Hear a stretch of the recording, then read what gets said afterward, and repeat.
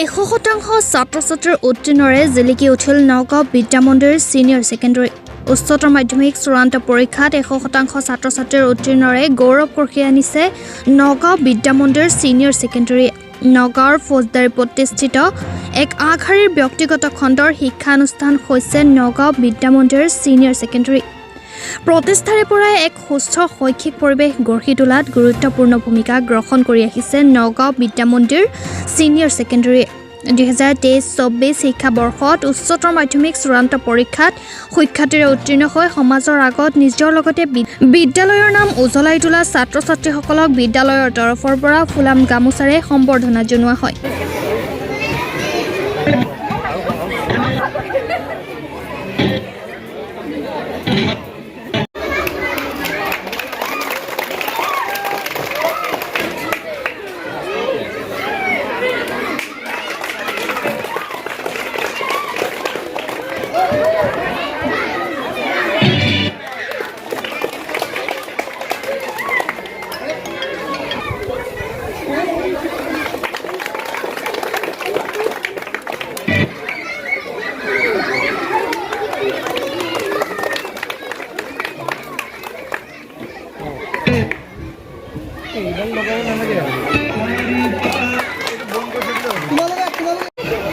Camera ফালে চোৱা camera ফালে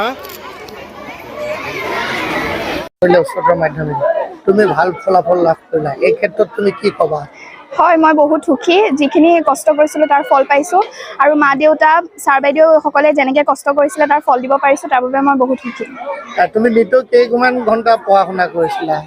মই তেনেকৈ একেলেঠাৰে পঢ়িব নোৱাৰোঁ, খুব বেছি 1 ঘণ্টা বা 2 ঘণ্টা একেলেঠাৰে পঢ়ি তাৰপিছত আৰু অকণমান সময় এনেই আজৰি লৈ তাৰপিছত আকৌ পঢ়োঁ। তেনেকৈ মই দিনটোত 5 ঘণ্টামান পঢ়োঁ, মই বেছি পঢ়িব নোৱাৰোঁ। ভৱিষ্যতে কি হোৱাৰ মনত হেঁপাহ পুহি ৰাখিছা? ভৱিষ্যতে মই UPSC দিম বুলি ভাবিছোঁ, বাকী পিছলৈ কি হয় চাওঁ। তোমাৰ নামটো? মোৰ নাম ৰুকছাৰ আহমেদ। কিমান পাৰ্চেণ্টেজ কি? মোৰ 85%। 4টা বিষয়ত letter, Assamese, political science, education আৰু ছ'চিয়লজি। তুমি পঢ়া বিদ্যালয়খনৰ নাম? নগাঁও বিদ্যা মন্দিৰ ছিনিয়ৰ ছেকেণ্ডেৰী স্কুল। বিপুল আশা মনত পুহি আপুনি আজি নিজে অনুধাৱন কৰিছে আপোনাৰ স্কুলৰ পৰা আপোনাৰ ছাত্ৰ ছাত্ৰীয়ে কেনেধৰণৰ ফলাফল লাভ কৰিলে তাক আপুনি আমাক অকণমান অৱগত কৰাব নেকি? আমাৰ টোটেল 17জন কেণ্ডিডেটে দিছিলে, তাৰ ভিতৰত এগৰাকী ছোৱালীয়ে খুব ভাল ৰিজাল্ট কৰিলে, ডিষ্টিংশ্যন পালে, 85% পালে। এইটো অকল আমাৰ চেষ্টা বুলি নহয়, আমিতো চেষ্টা কৰিছোঁ, লগত তাইও আপোনাৰ জোৰ দিছে, কষ্ট কৰিছে, সেই কষ্টৰ ফল পাইছে আজি তাই। লগতে আমাৰ যিমানকেইজন ছাত্ৰ আছে গোটেইকেইজনে ভাল ৰিজাল্ট কৰিলে, 100% ৰিজাল্ট হৈছে। তেওঁলোকেও চেষ্টা কৰিছে, আজি এই সিহঁতৰ ফলাফল পাই পেলাই খুব আনন্দিত হ'লোঁ আৰু সদায় কামনা কৰোঁ যে সিহঁতে সদায় আগবাঢ়ি যাওক, এয়ে মোৰ আশা থাকক। ভৱিষ্যতে আপুনি স্কুলৰ আৰু কেনেকুৱা ধৰণৰ প্লেনিং কৰিব?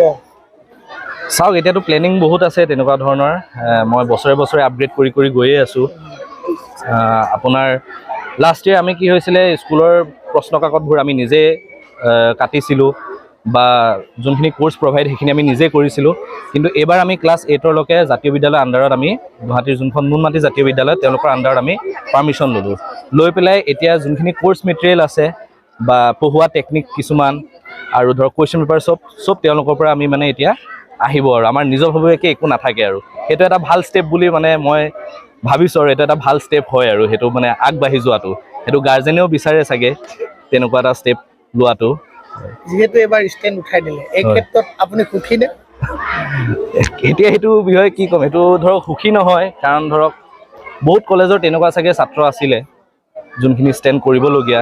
এতিয়া কিছুমান এখন দুখন ধৰক ইনষ্টিটিউটৰ কাৰণে চাগে তেনেকুৱা এটা আপোনাৰ ষ্টেপ লোৱা হৈছে, সেইটো এতিয়া বেয়াই হৈছে। ধৰক ষ্টেণ্ডটো ৰাখিলে ভাল হয়, ছাত্ৰবোৰ মটিভেট হয়, যিসকল ছাত্ৰ ছাত্ৰী থাকে সেইখিনি মটিভেট হয় ধৰক।